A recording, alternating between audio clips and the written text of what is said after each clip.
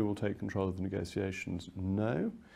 But whatever happens in negotiations, we leave at the end of December 2020, and then we're free to set our own terms of trade and free from EU interference in our daily life. So regardless of who's in charge of the negotiations, we're leaving on that date. I think the last year has been a difficult year.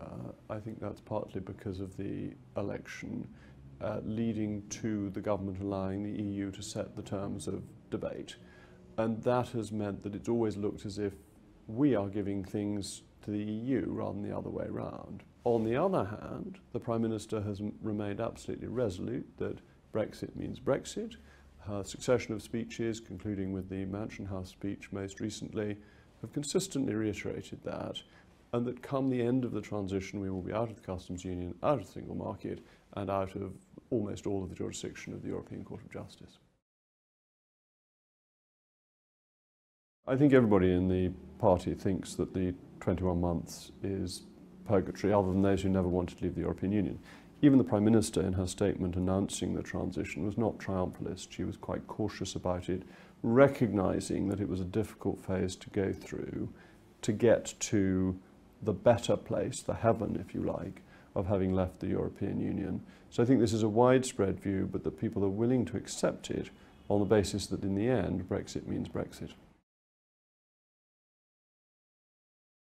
Do I think we are taking back control of the negotiations? No, I don't. I think that because of the election result and the loss of confidence that led to, followed by the acceptance of the EU's timetable for negotiations and of the very dangerous principle that nothing's agreed until everything's agreed, which is a trap because you find that you agree lots and lots of things and then there's something you really dislike later on, at which point it's much too late to go back and say, well, we're turfing over the tables and starting again, because you're then faced with a deadline. So the nothing's agreed until everything is agreed sounds perfectly reasonable, but has been very risky.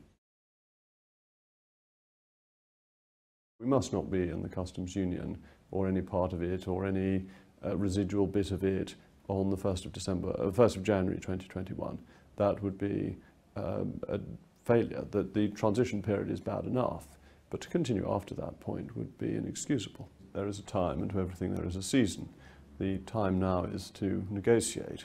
When the negotiations finish, that will be the time to set out the ambitions for post-Brexit Britain, what we should be doing, the ambitions that we should have, the opportunities that we have.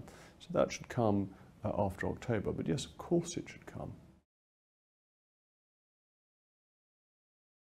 There are people who want to stop Brexit, and you see this in the House of Commons, and you see it more particularly in the House of Lords. In the House of Lords, in the debates going on recently, all the pro-EU peers keep on saying, if we leave the European Union. They don't seem to have much time for democracy.